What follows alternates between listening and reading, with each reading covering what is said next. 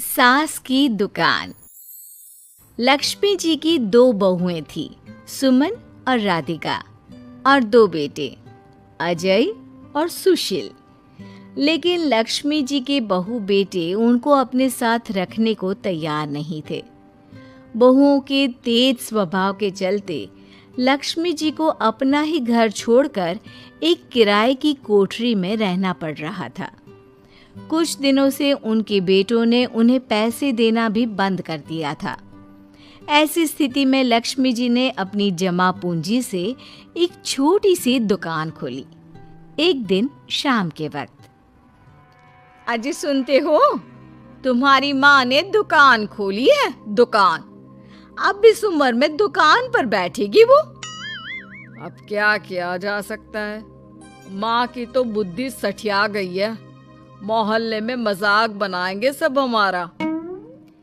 अरे जेठ जी, इसमें परेशानी क्या है अगर सासू माँ ने दुकान खोली है? हाँ, राधिका ठीक तो कह रही है। अपनी दुकान पर बैठी रहेगी, कम से कम हमें परेशान तो नहीं करेंगी। हाँ, वैसे बात तो ठीक है। खुद के दो पैसे कमाएंगी तो कभी कभार हमें जो खर्चा देना पड़ता है ना, वो भी देने से बच जाएंगे हम लोग। फिर किस बात की परेशानी, खोलने दो माँ को दुकान, हमें क्या। वैसे भी अपनी कोठरी में चुपचाप रह रही है ना, चाहे दुकान खोले या मॉल बनाए, हमें उससे क्या लेना देना। अगले दिन सुमन अपनी सास की दुकान पर पहुंचती है।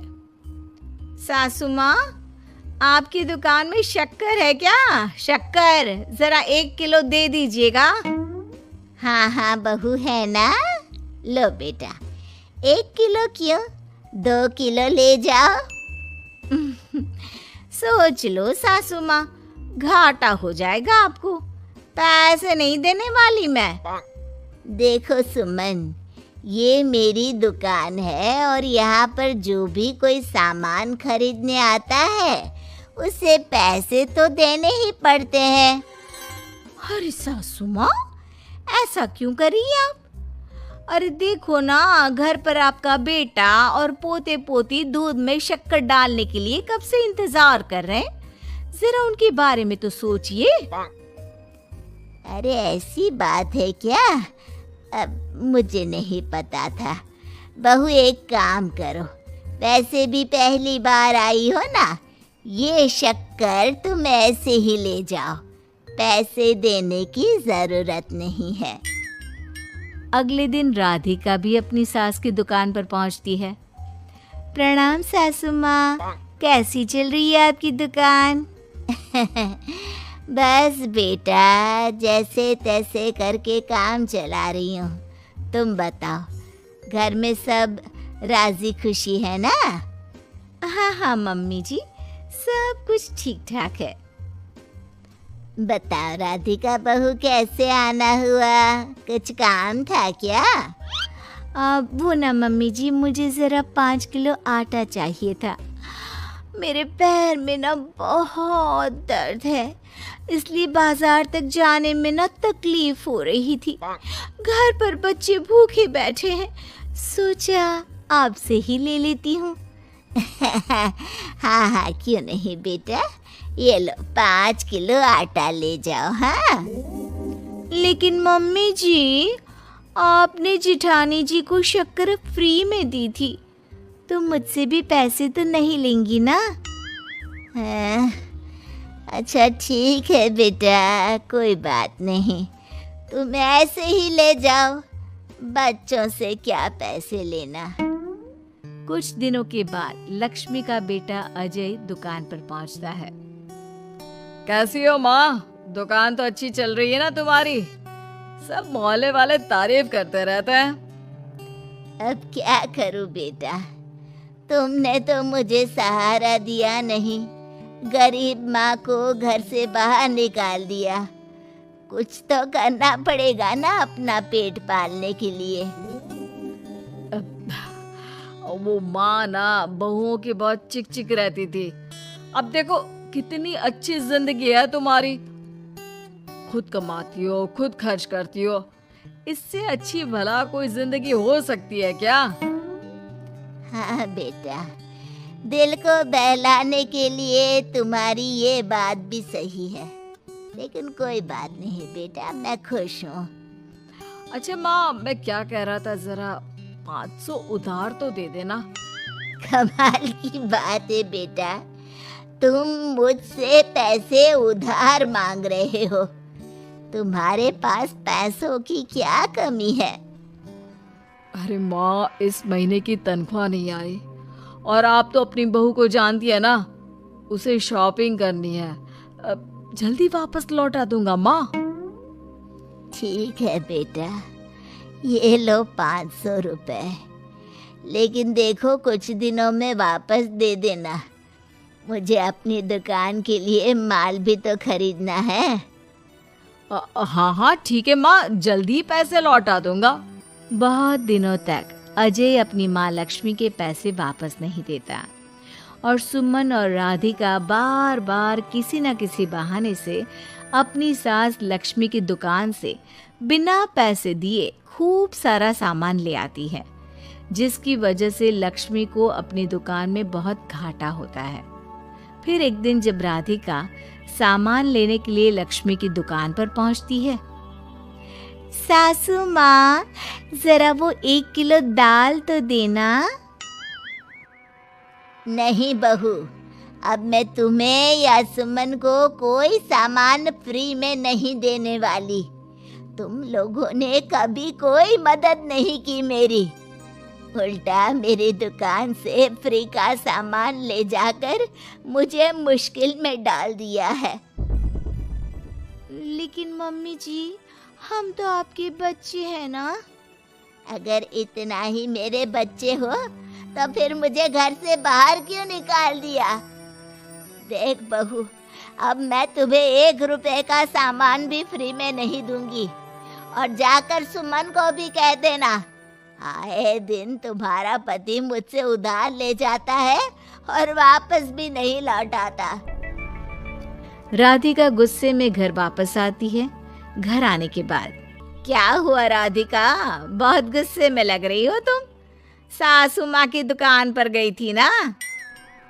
सासू माँ का तो कुछ करना पड़ेगा, जब से ये दुकान खोलकर बैठी है, अक्कड़ तो देखो उनकी। अरे लेकिन हुआ क्या है? होना क्या है, दाल लेने गई थी, मुझे 4 बातें सुनाकर उल्टा भेज दिया, कुछ दिया भी नहीं। ये तो सासू माँ ने ठीक नहीं किया। देखो मेरे पास ना एक बहुत अच्छा प्लान है। कैसा प्लान भाभी? हम अपनी सासू माँ की दुकान में किसी चोर से कहकर चोरी करवा देते हैं और सारा सामान अपने घर मंगवा लेंगे। उसके बाद हमारे पास फ्री में सामान भी आ जाएगा और सासू माँ की अकल भी ठिकाने आ जाएगी। ठीक है भाभी, मैं आपका पूरा साथ दूंगी। अब जल्दी से ये काम करवा दीजिए। और 2 दिनों के बाद सुमन और राधिका एक चोर से मिलकर लक्ष्मी की दुकान में चोरी करवा देते हैं। हे भगवान, ये क्या हो गया? इस उम्र में जैसे तैसे अपना गुजारा कर रही थी, लेकिन चोर मेरा सारा सामान लेकर चले गए। अब क्या होगा? तभी वहां पर राधिका और सुमन पहुंच जाती है। क्या हुआ सासू माँ, बहुत दुखी लग रही हैं आप? अरे क्या बताऊं, मेरी दुकान का सारा माल चोरी हो गया। अब अगर आप अपने ही बहू बेटी को सामान नहीं देंगी तो ऐसा तो होगा ना सासू माँ। अब राधिका की बात सुनकर लक्ष्मी को यकीन हो जाता है कि इस चोरी के पीछे कहीं न कहीं उसकी दोनों बहुओं का ही हाथ है। लक्ष्मी एक प्लान बनाती है। पैसे उधार लेकर अपनी दुकान में फिर से खूब सारा सामान ले आती है। अरे भाभी, देखा आपने, सासू माँ की दुकान तो फिर से सामान से भर गई है। हाँ वही तो, मैं तो सोच रही थी कि एक बार में उनकी अक्ल ठिकाने आ जाएगी। पर लगता है फिर से कुछ करना पड़ेगा। लेकिन अब हम क्या कर सकते हैं? अरे वही जो हमने पहले किया था। इसका मतलब फिर से चोरी करवाएंगे? हाँ, उसके बिना हमारा काम कैसे चलेगा?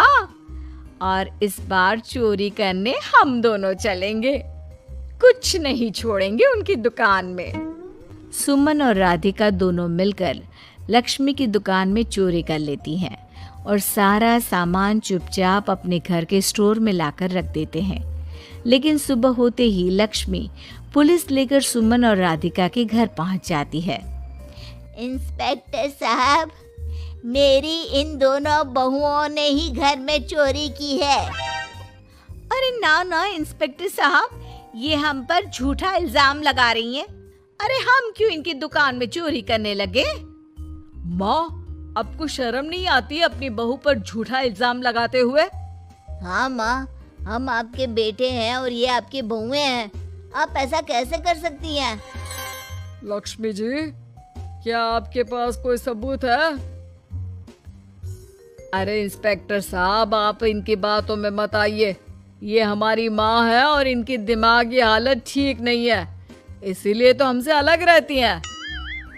इंस्पेक्टर साहब, मेरी दिमागी हालत बिल्कुल ठीक है और मेरे पास इन दोनों के खिलाफ बहुत बड़ा सबूत है। बताइए, क्या सबूत है आपके पास? आप जरा मेरी दोनों बहुओं के हाथ पानी से धुलवा दो, फिर सब कुछ साफ साफ पता चल जाएगा। अरे हाथ पानी से धोने से क्या होगा माँ? आप दोनों मेरे सामने अपने हाथों पर पानी डालिए। जैसे ही राधिका और सुमन अपने हाथ पानी में डालती हैं, उनके हाथों का रंग लाल हो जाता है और ये देखकर सब लोग हैरान रह जाते हैं। अरे ये क्या, तुम्हारे हाथों का रंग अचानक से लाल कैसे हो गया? क्योंकि मैंने अपनी दुकान के सारे सामान पर एक तरह का केमिकल लगा कर रखा था। मुझे पता था जो भी चोरी करने आएगा वो सामान को अपने हाथों से उठाएगा और उसके हाथों पर रंग लग जाएगा। अरे माँ, आप तो बहुत चालाक निकली। इसे चालाक नहीं बेटा, बुद्धिमान कहते हैं। और जिसके तुम्हारे जैसे बहू बेटे हो, उसे थोड़ा बहुत तो अपनी अकल से काम लेना ही पड़ता है ना। शर्म नहीं आती आप लोगों को अपनी ही माँ को परेशान करते हुए? हमें माफ कर दीजिए सासू माँ, हम आइंदा ऐसी गलती कभी नहीं करेंगे। और हाँ, आपको अपने साथ रखेंगे, आपकी सेवा करेंगे और पूरी इज्जत भी देंगे। हमें माफ कर दीजिए।